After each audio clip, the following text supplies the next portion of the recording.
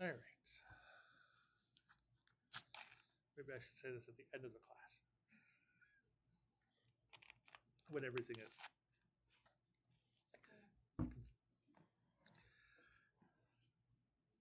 All right. So hopefully the majority of you got your projects like almost complete. The last thing that we're going to go over is the hypothesis testing, which should be the last thing that you need to add in. Um, so today we're going to look at 10.1. So we're going to look at the language of it. So we're going to actually do the actual calculations and stuff starting on Thursday with 10.2, and the next Tuesday we'll do 10.3.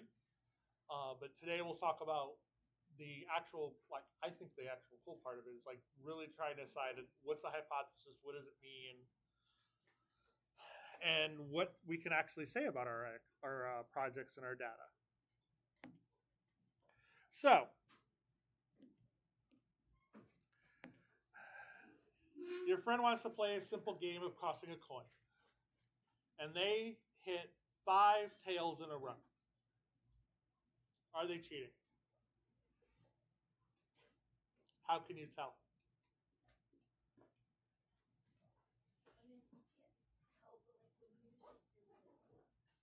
Okay.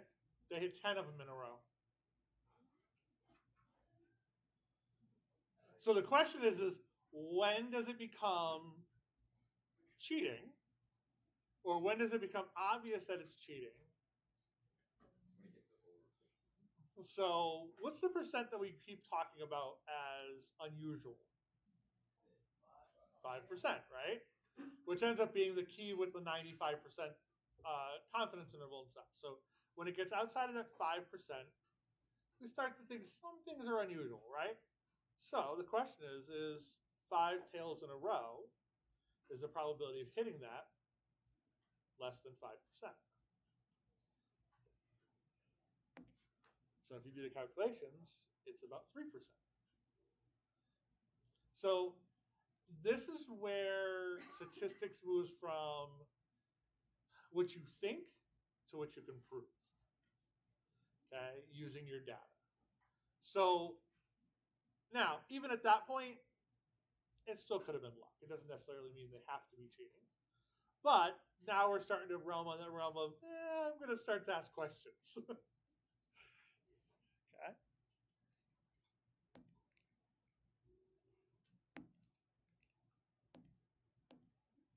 So this is what hypothesis testing is. Hypothesis testing is where we think something is going to happen. We think this is what we would assume to be true. And then we want to look at data and everything else to say, is that true or is it not? Or is it true to the point where I can say that I'm pretty confident that this is true? All right, that's where hypothesis testing really comes into play. So, I know we've taught. I know if you've taken any science classes, you know what a hypothesis is, but it's slightly different in stats.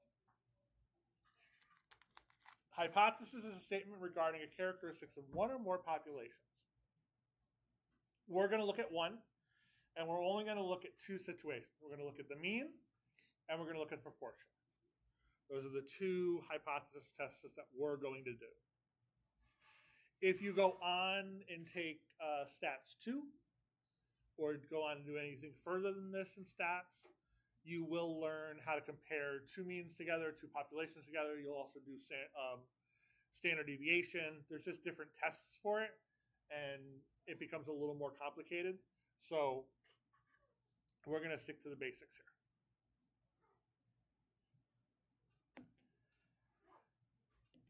Really? Double that page. Interesting. Hypothesis testing is a procedure. We're not doing it based on what we think is true. It's all got to be based on the evidence that we have. And just like everything else, the data that we're going to be using has to be randomly selected properly. Otherwise, if you just pick your data whatever way you want, you can skew things one way or another. So, 3 steps. Make your statement. That's what you believe to be true. collect the evidence, and analyze it. What's that look like? That's your project. That's literally what you had to do. Make a statement, make your hypothesis, collect some evidence to determine it, and then test to see if it comes out to be true or not. There are two hypotheses. This is probably the most important slide that we're going to talk about today. Your first one is known as the null hypothesis.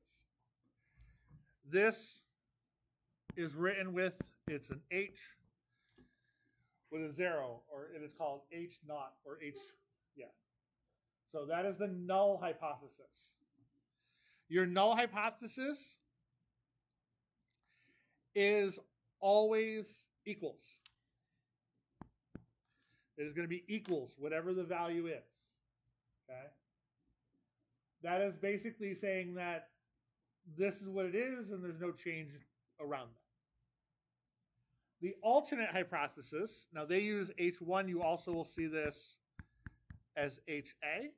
I will typically write it as HA. It's the alternate hypothesis. But you might see either one of those. That's what you believe to be true. Okay? So the null hypothesis is what's happening right now. And the alternate hypothesis is what you believe to be true. That's what you're trying to find evidence to support.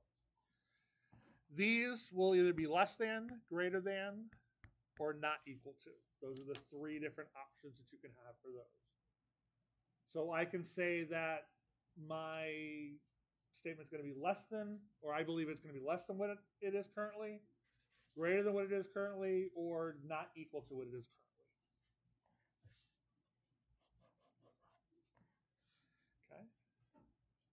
So key piece, the null hypothesis is always equal. It will never be anything else.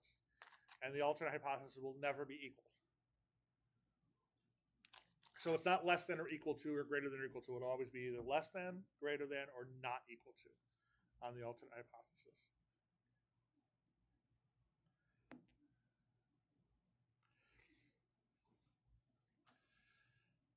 Now, you'll remember from before the break, we talked about how on the t-table you had that one-tailed and two-tailed.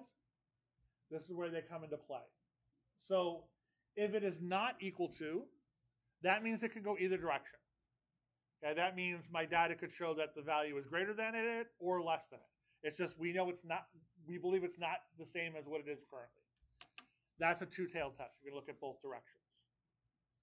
One-tailed tests is when we're looking at less than or greater than. Okay, so two-tailed is not equal to, and one-tailed is less than or greater than, and that's left, and that's right. That's going to change where that 5% or whatever value we're looking at goes. So in a two-tailed test, 5% means it's 2.5 on both sides. In a one-tailed test, it's 5% on one side because we don't care about the other side. Okay, so that's going to matter where those percentages and stuff go. Okay, so two-tailed not equal to, one-tailed is less than or greater than.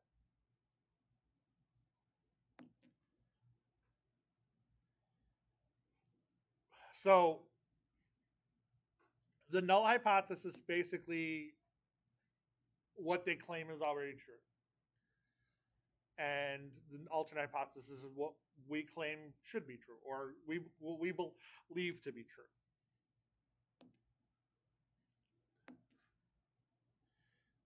Talked about that. Okay. So let's look at this.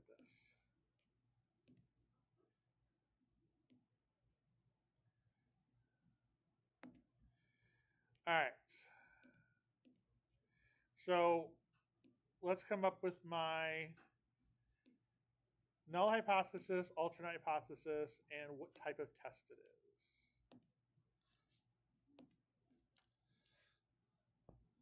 So we have null, we have alternate. All right, so read that.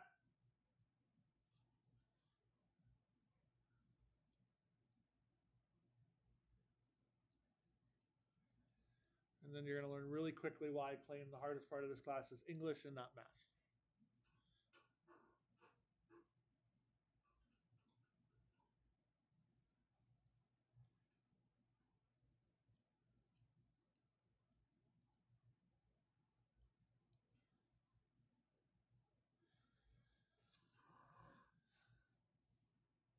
what's my null hypothesis?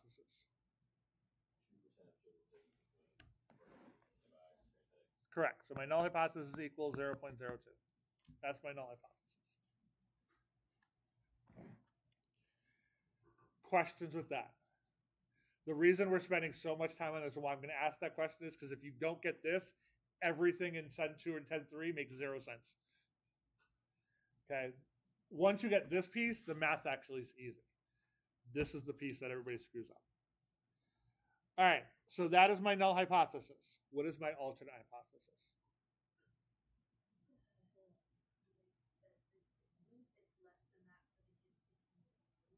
Okay. Which words in there tells you less than?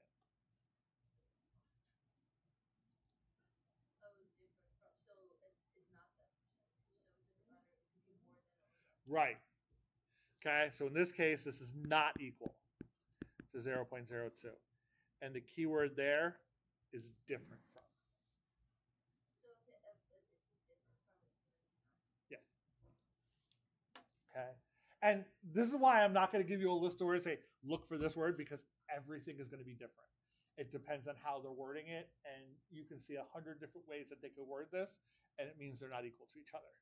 Okay? It's not always going to be the exact same words. That's where the English comes into play.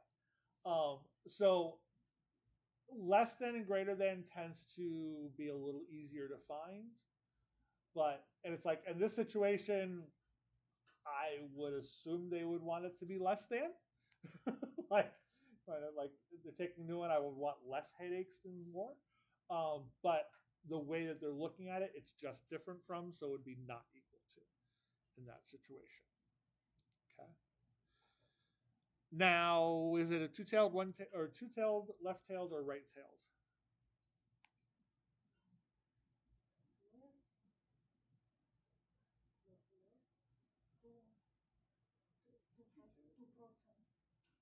Yeah, this is going to be.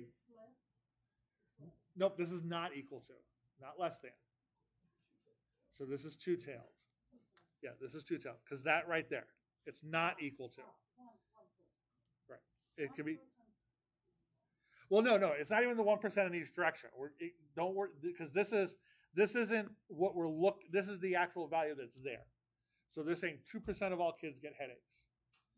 And we just want to claim that our new antibiotic is different from that. Okay? So we're not getting to 95%, the confidence level and all that other stuff yet.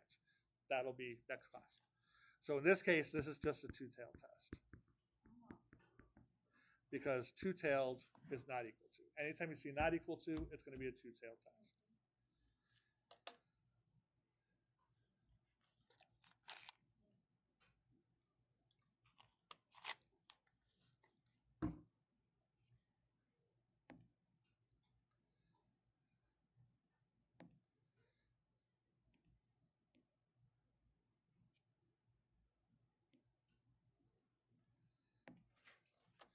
All right, take a minute, write down null hypothesis and alternate hypothesis for this one.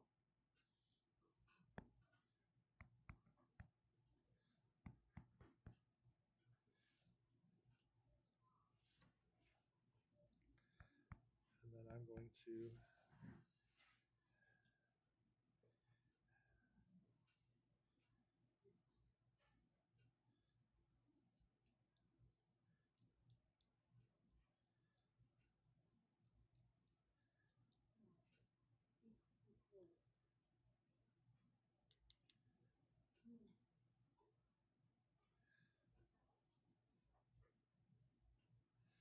all right.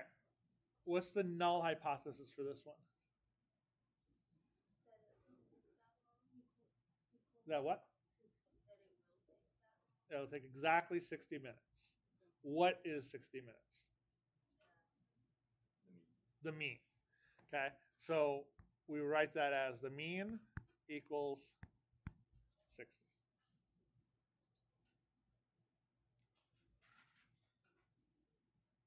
Okay, so when you're writing them, now let's start looking at the notation for it. This one's talking about the mean time is 60 minutes, so mean equals 60 minutes. My alternate hypothesis is also going to be mean. Is it less than, greater than, or not equal to? Greater than, because they say longer than 60 minutes.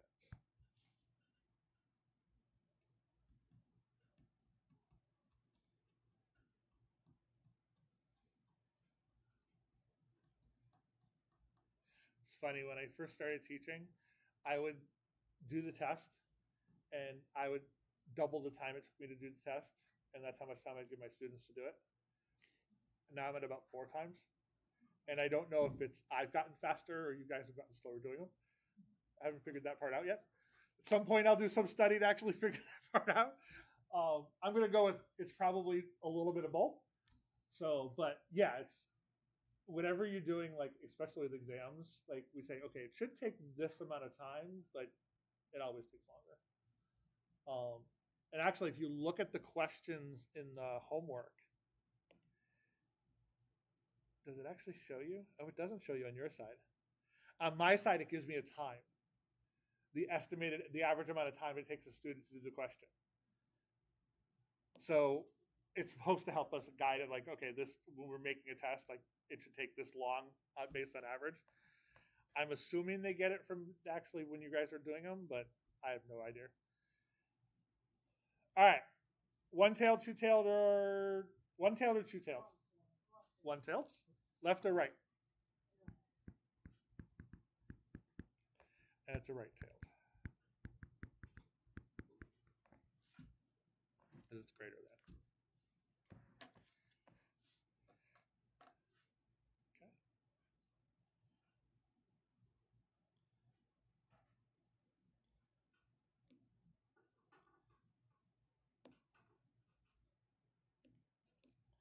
All right, try this one.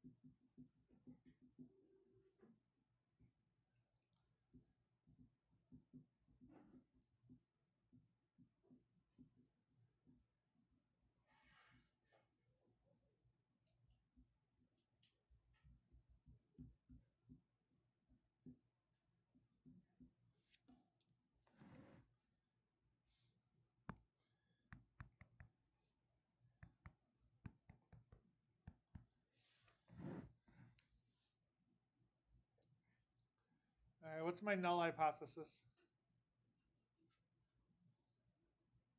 Yeah. What is it? Yeah. So this one we're looking at standard deviation, and it equals 0.23. They added an extra numbers there just to confuse you.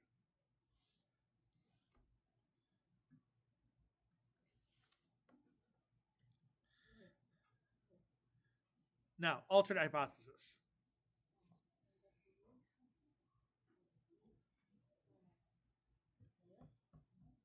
Less than? Why?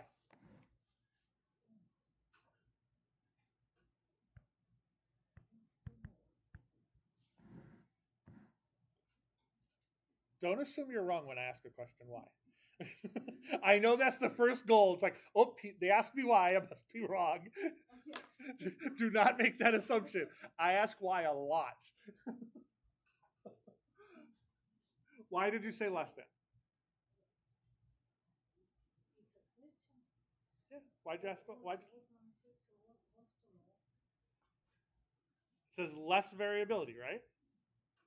Okay. This is why it's sometimes hard to realize what it is. You're correct. It is less. Okay.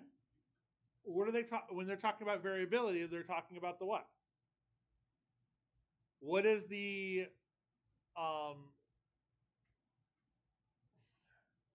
brain is failing me today. What is the parameter that we use for variability?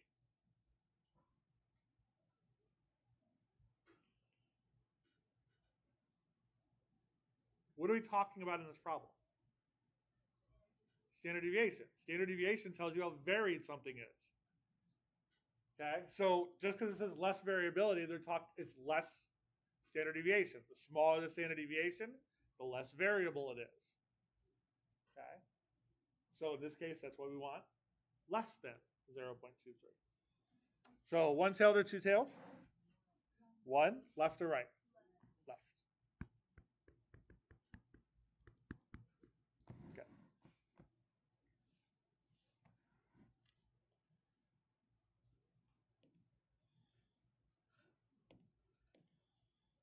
So I know in the homework, we'll do actually, I'm going to pull up a couple of those questions in a little bit, but they actually have you writing, they ask you it in words, and then they ask you it in like the actual symbolic. So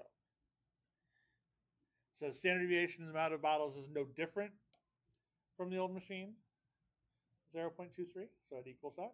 The standard deviation in the bottles is less than the old machine, the 0.23. And then that would be it symbolically. All right, my least favorite topic in all of stats.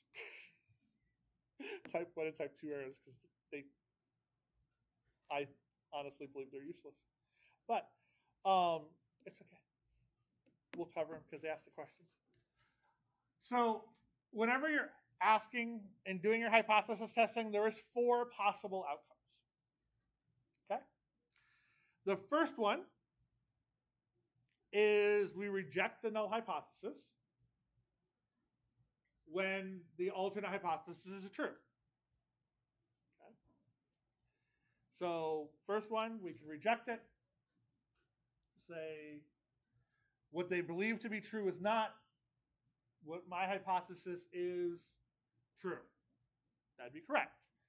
If we reject it and it's actually really true, that decision would be correct.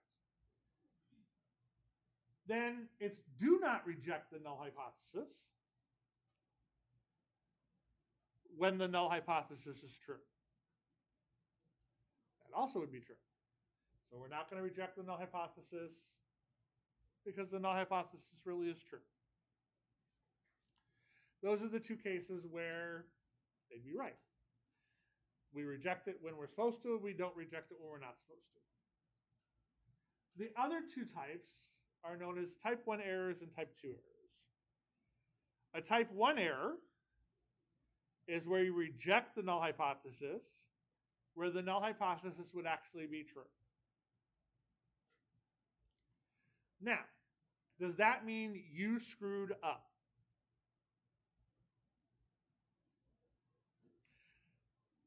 This is why I don't like this. So you made a type 1 error. Does that mean you made a mistake in your data?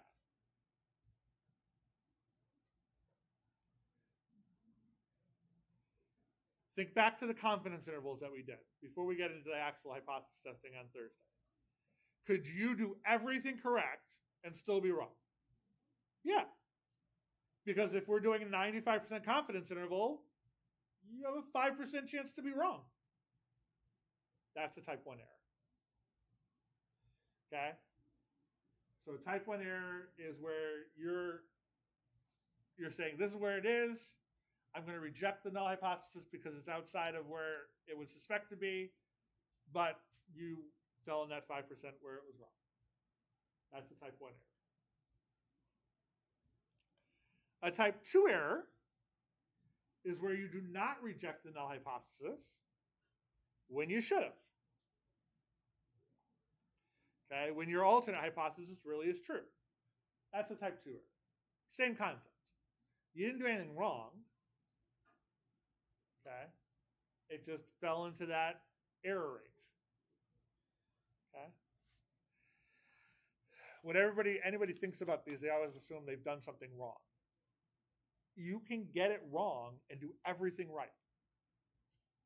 That is an extremely possible answer in statistics.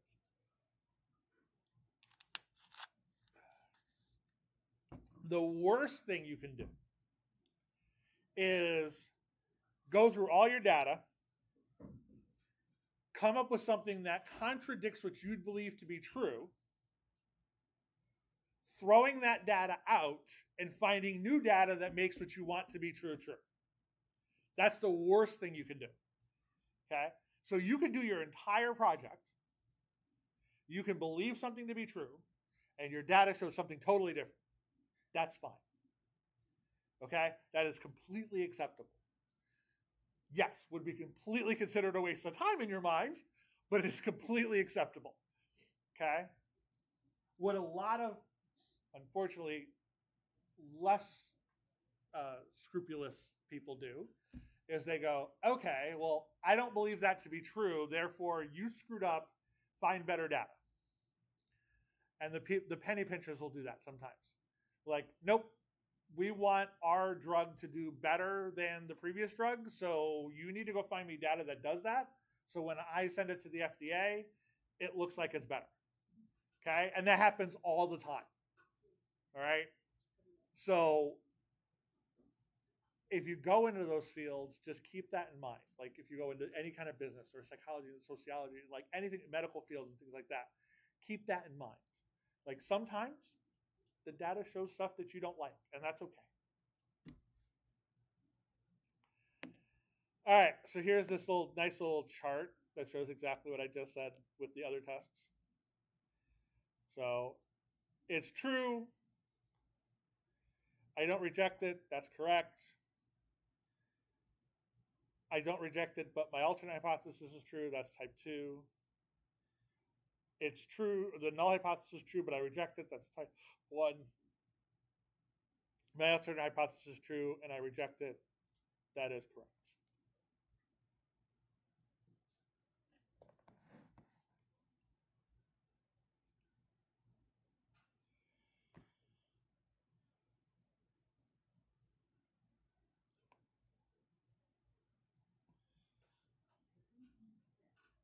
Which part?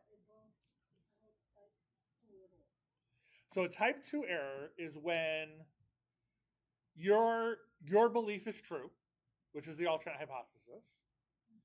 Okay? But you didn't reject the null hypothesis. So your data showed that you shouldn't have rejected it. But in reality, your actual belief was true. So the type 2 and the type 1 errors are both actually similar in that respect. It's the data that you got and you did all the calculations and everything else correct. However, the data showed you something that's opposite to be what's actually true.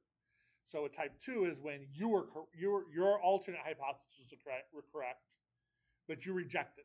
You decided that my null hypothesis, I can't reject the null hypothesis. It is possible that they're actually right and I'm not. So I can't reject that.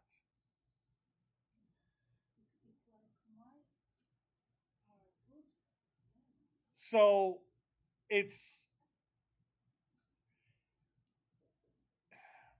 in your project, you believed that the BMI and A1C had a correlation, or that higher BMI would give you, or higher A1C relates to a higher BMI. So yes. So, but the data doesn't show that. Correct. So, the null hypothesis in that respect would be that there is a correlation. Well, correlations are different. So your project's a little different than what we're doing with hypothesis, because you did it based on a correlation. So it's slightly different. So it would be like saying, I'm trying to think of how I can put it with yours, because yours is different. It's different than this because it's not actually a hypothesis. You're not doing a hypothesis. You were doing a correlation. So it's not quite the same as this. So it doesn't really connect, right? So I was trying to figure out a way to do it, and there's just not a way to easily do that. So, all right.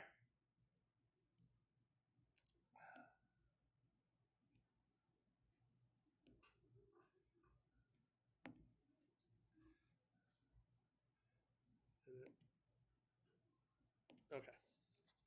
I That's why it's not the next proposition. All right.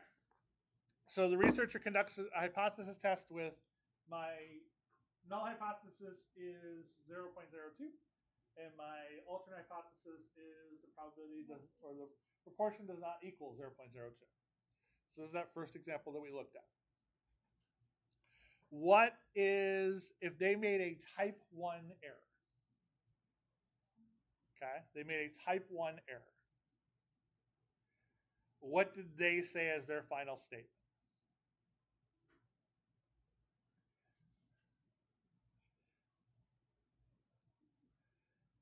So if we look at it,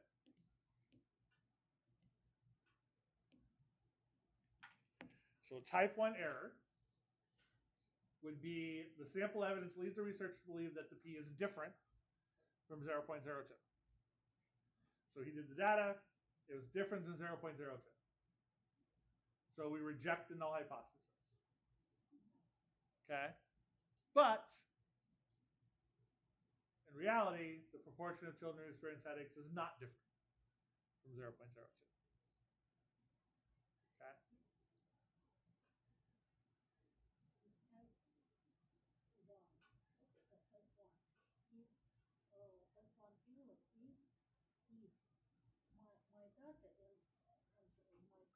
Yep.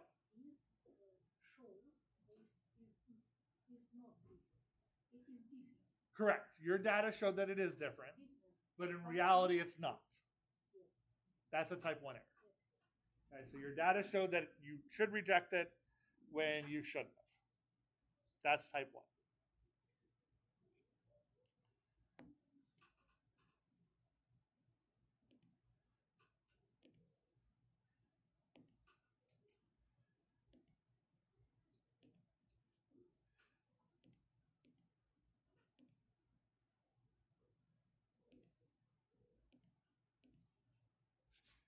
It didn't have type 2. Type 2 error would be the sample evidence leads the researcher to believe that the probability is not different from the 0.02, when in fact it is different. So it's literally the exact opposite of this. Okay, so type 2 error would be when the research believes that it is not different. So not different. When in fact the proportion of children who experience a headache is different. That's type 2.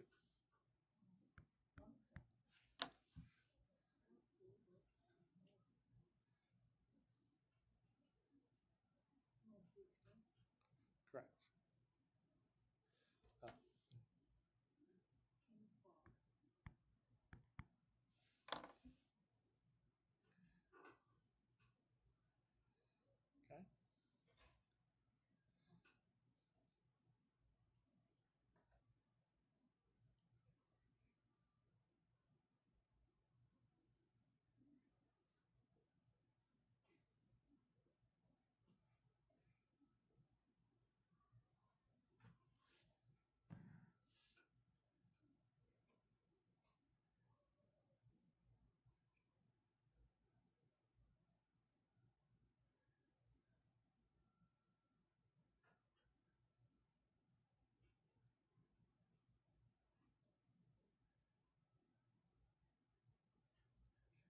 All right.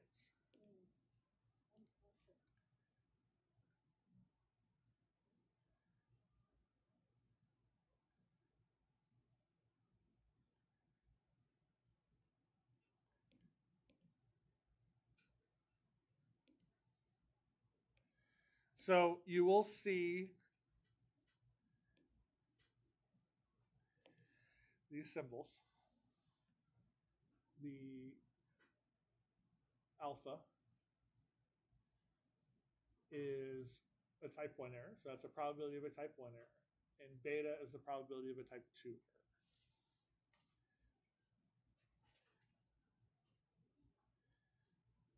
Okay.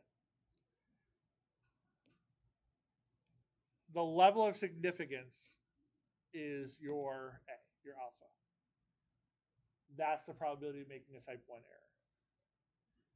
So your level of significance, when we're talking about confidence intervals, we're talking about like 95%, 90%, 99%. Those are the confidence intervals. The level of significance is the reverse of that. So the level of significance is going to be 0.05 or 0.01 or 0.10. So those will be the values that we have there. Okay, so my level of significance is the probability of making that type 1 error. So it's that little piece that I wasn't, that's the error rate. Okay, that's your A, or that's your alpha. That's the probability of making a type 1 error. So where we're rejecting the null hypothesis is where it really is true.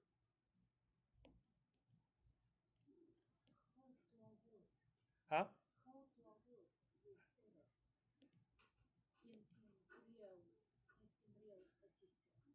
So you don't actually have to word them. You don't typically write out, oh, a type 1 error is this. It's just, that's known. So it's, if somebody else is going to come back and do your data and everything else and looks at it and or redoes your experiment and your thing and says there was an error, then you go back and say it was a type 1 error.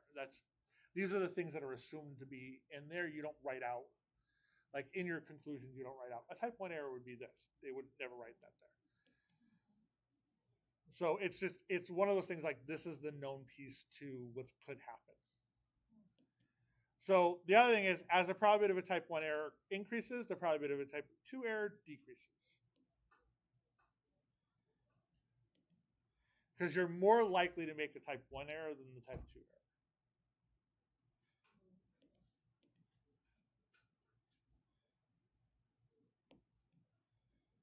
All right. More English.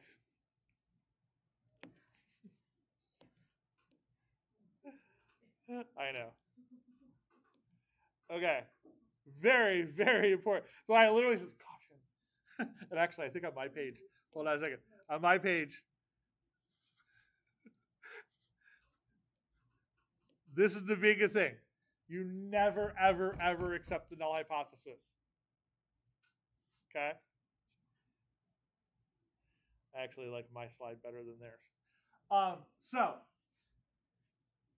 the only two conclusions you're ever going to make, you are going to say, you can say, we reject the null hypothesis, or we fail to reject the null hypothesis. Okay? Failing to reject the null hypothesis does not mean accepting it. Okay? So if we reject the null hypothesis, you can say there's significant evidence at the whatever level we're looking at significance to support the claim that your hypothesis is true. If we fail to reject it, we say there is not sufficient evidence at these level of significance to support the claim that this is true. Okay? You do not accept the null hypothesis ever. I like their example, though. It says, it's like a courtroom. You never declare the defendant innocent. You just say they're not guilty. Okay? Because we don't have sufficient evidence to prove that they're guilty. They could be guilty. We don't know. There's always that chance.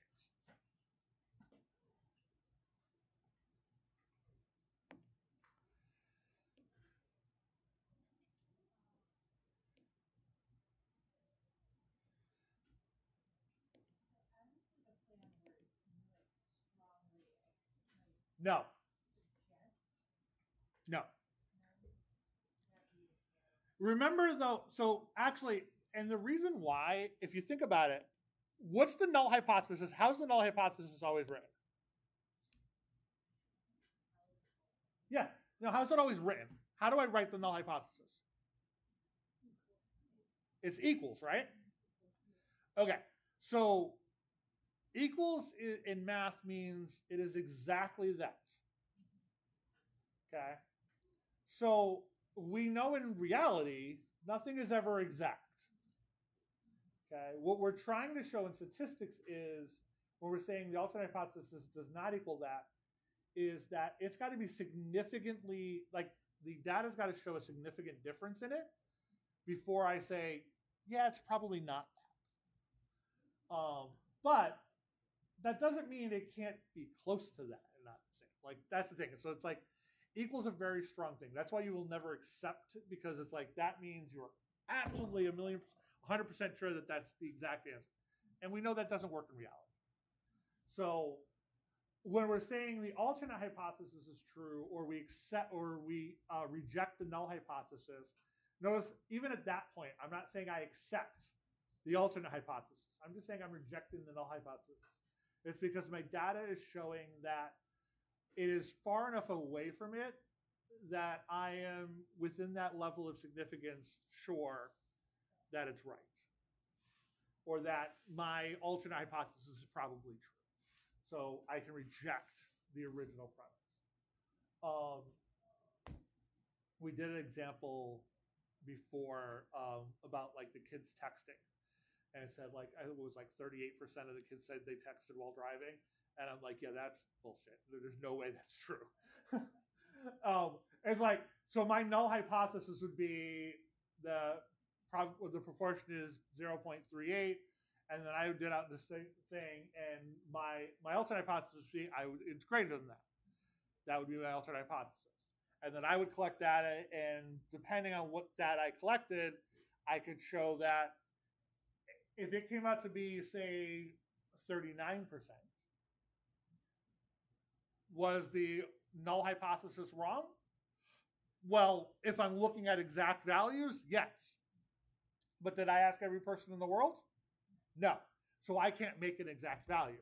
So, but that's close enough that depending on how I did it, I probably wouldn't reject the null hypothesis at that point.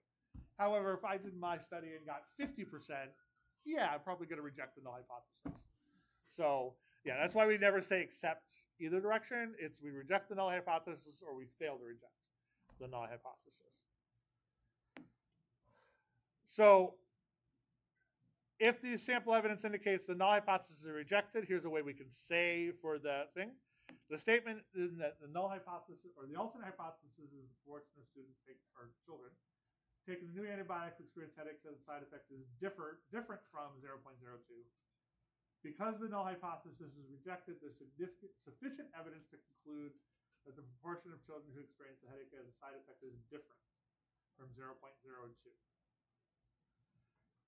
One of these days, when you're really, really bored, because you'll never do this if you're not bored, when you get a prescription from the pharmacy, ask them for the little pamphlet that comes with it. And it's like they'll fold it all up in this little thing. When you open it up, it's this massive thing.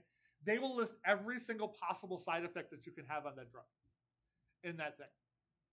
And what they have to list is every single side effect that somebody had while they were doing the study. This is why every drug out there, the side effects are headache, nausea, because somebody had those at one point.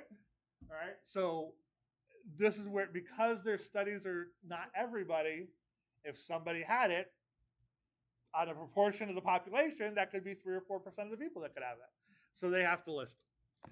So yeah, when you're really bored, open up one of those and look at it. It's crazy, the stuff that's in this. You wouldn't want to take the drug after you're done reading it. Huh? Yeah.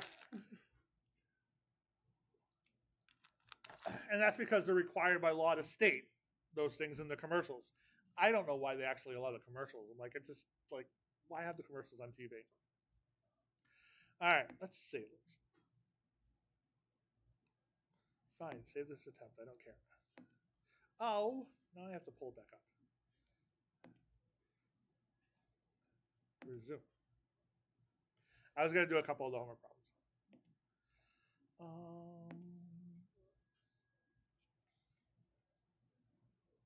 All right, let's look at this one.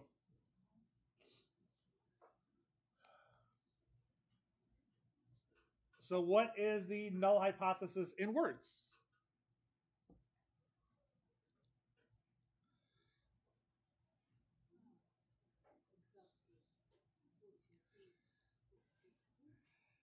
Right. So if we look at these, greater than, so basically the beginning is all exactly the same. It's greater than, is, less than, or different from.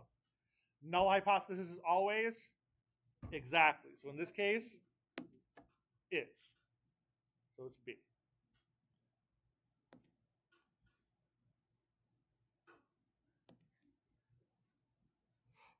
All right. What's the alternate hypothesis?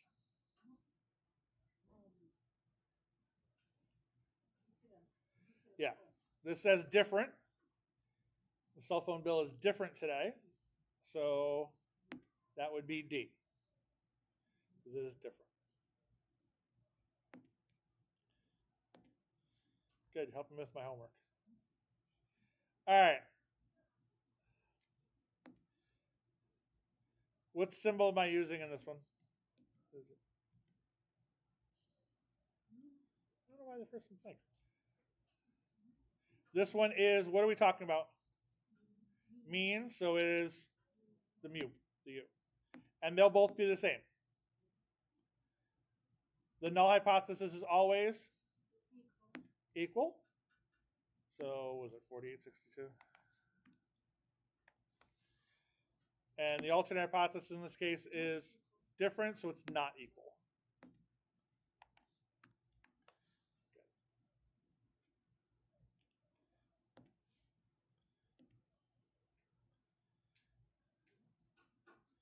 All right, what would be a type 1 error? Which one of those is a type 1 error? I can't make it any bigger, otherwise it won't fit on the screen.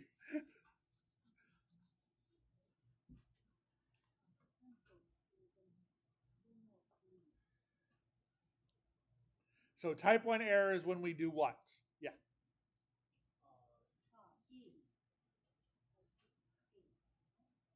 D? Oh, C? So type 1 error is where we reject the null hypothesis when it's really true. Or when we really shouldn't have. So we have to, so we're rejecting, so we accept the alternate, we're not accepting, we're using the alternate hypothesis. So led the researcher believe the monthly bill is higher. Nope. Because we're not talking about higher. Led the researcher believe the monthly bill is different. So okay, so it's C or D in this case, because those are both different instead of higher. When in fact the mean bill is different from when in fact the mean bill is different. So actually, did not. So yes, C is a type 1 error. D is actually a type 2 error.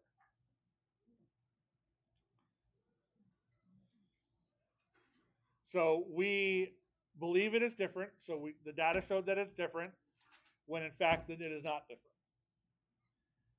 In D, it said we did not believe it was to be different when it really is. So C is a type 1, D is a type 2. C is type 1, and D is the type 2 in that case. So D is, A. So it did not lead the researcher to believe the monthly bill is different when in fact the monthly bill is different. That's the type 2. Yeah.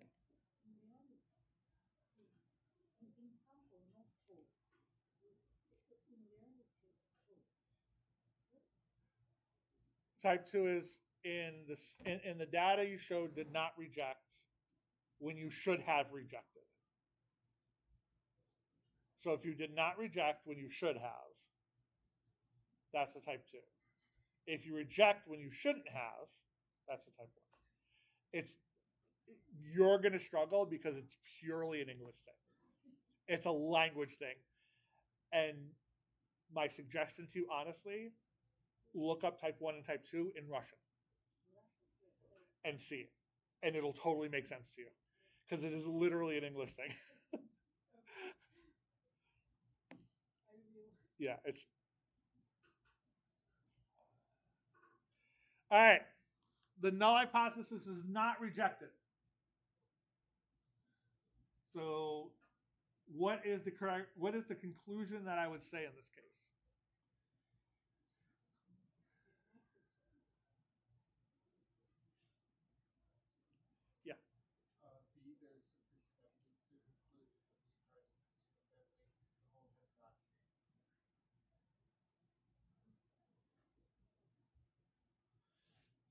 you're right. It says increased in the problem. I know. Let's see if you're right. Let's see. You're going to get my first question wrong, Tanner. I'm not going to be happy. Got my first question wrong, Tanner. All right, we get a second shot. Okay. We're not rejecting it. Okay. And we're talking about increased. So if we're rejecting, that's when we can say there's sufficient evidence. Okay. If we are not rejecting, we don't have sufficient evidence. All right. So it's going to be either A or C. In this case, the only difference between A and C is not changed or increased. And what are we talking about in this situation? Increased. So it's A. B is wrong because in B you're accepting the null hypothesis. Correct. You can't accept Yes. Yeah. So you can kind of accept, because you say there's sufficient evidence to reject the null hypothesis, but you can't say there's sufficient evidence to accept the null hypothesis in essence. All right, last one.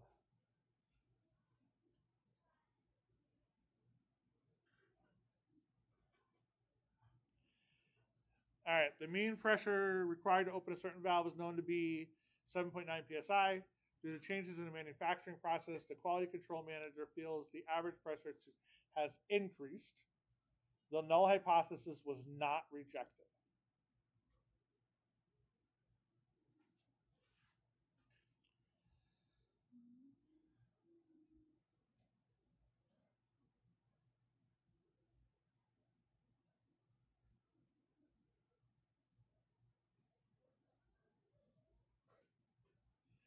If we did not reject, it's going to be what?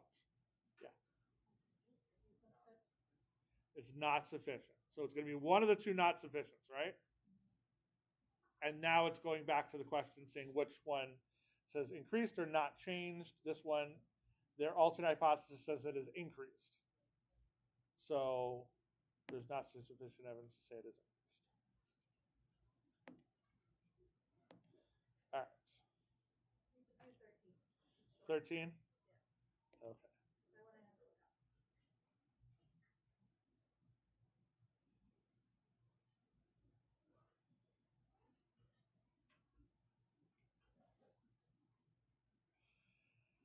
All right.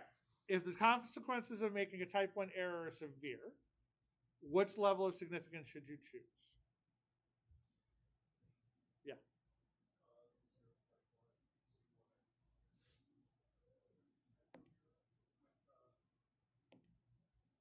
Okay. It was what I thought it was. I was waiting for it not to be. All right. So remember that your type 1 errors are where you reject the null hypothesis wrongly. Okay? So if you do that, that means you're saying something is different than what it really is. Okay? The most times, 5% is okay. So the 0.05 is what we typically use in most situations. What's a situation where we would want to be even more accurate or more sure of something before we say something? Puppies are going to die. Life and death. Anything in the medical field typically ends up going to life and death. You want a higher level of confidence. That's where that 0.01 is. Okay. The reason why we keep bringing it back to the confidence level of the confidence interval. Confidence interval is a two-tailed test. The only difference between that and hypothesis testing is we can do one-tailed. Okay, but in essence, it's the same concept. It's like when you're looking at how confident are you in your answer. So a 0.01 would mean I'm 99% confident in my answer. Okay, instead of 95% confident. So that means you have a lower chance of making a type 1 error. You have a 1% chance of making a type 1 error instead of a 5% chance of making a type 1 error. So that's the difference there. Any other crazy ones? That was it? Okay. It's like most of the rest of them actually seem pretty straightforward. Again, I will tell you right now, your mistakes for every one of them is going to be a reading error. You have to read them. Yes.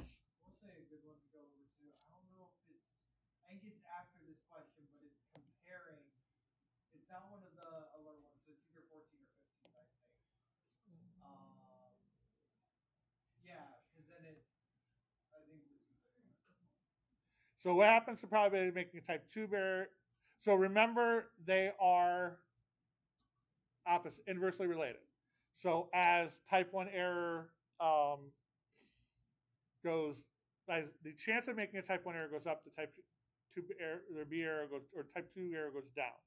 So what is the probability of making a type 2 error as a significance level of A decreases? That would mean the type 2 error or increases because they're inversely related. The key with that one is inversely related. Okay, so they're going the opposite directions. So, no, that was a good question. All right, we'll see you on Thursday. Oh yes, that very important considering everybody's now here. Totally remember. Thank you. All right, so I will have the review test or review homework assignment basically, because I'll do it the same way I did test 2 on Friday of this week for chapters 8 through 10. Okay, we will do the review for that test next Thursday on April 30th. Next Thursday. No, not next Thursday. Next Thursday I'm reviewing. Next Thursday we're reviewing. April 30th I will review. May 5th will be your final test. Okay? If you got 90s on all of them, that will be the final test and final time I have to see you. You just have to email me your project. On May 7th, the projects are due. They need to be emailed to me or given to me on that Thursday. Okay? Either way is totally fine. If you're going to email them to me, I'd prefer it as a PDF instead of a PowerPoint or Word doc. Just send me one thing. If you're going to send me multiple files, that's fine. I can take those too. It's not a big deal. I will review for the final on May 7th. Your final exam is on May 14th. Okay? So I believe it's the same time. It's just longer. Oh, it's 3:30. So either way, it's fine.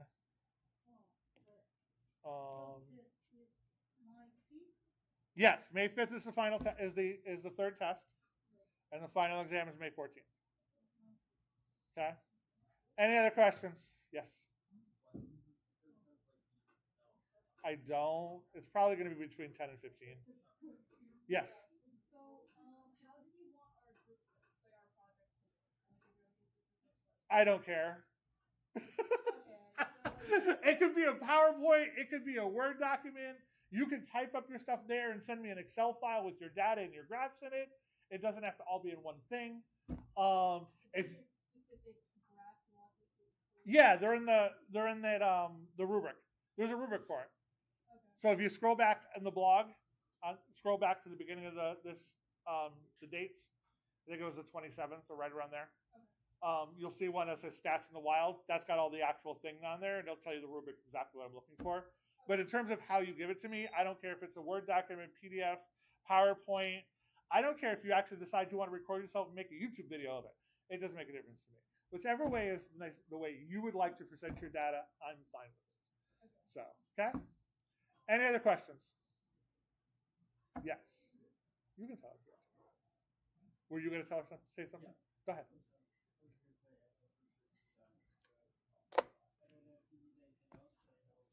For sure you need those two, and Excel will make them for you. Okay. I know you have to done with after something, but if you have trouble doing it, just tell me. I can show you how to do it. Okay. It's actually built in. You don't even have to download it. You just have to actually turn it on. It's the data pack. And I don't know why they don't turn it on by default. You can use StatCrunch. You can even use my website to do your box Elixir plots because it does it. You just have to put your data in there to actually have it done. So, all right. Any other questions? Okay. I will see you Thursday. Yes. So I just want to show you what I have so far and just let me know if. Everything's wrong. No. Oh, I was like, oh my god, already? You're fine. All right. So. Thank you, Chuck. You're welcome, dude. I've heard good will hunting. I did it in stack Yeah, range I'm actually. really Yeah, that's good. I got Parasite. That's what I expect for this type of data. More people are going to be on the lower than that. No outliers. That's good. I've never heard of this either. My friend just gave it to me and said, watch this. Hope you enjoy them, dude. Yeah, we'll do. I'll tell you how they are. See you later. I didn't see that.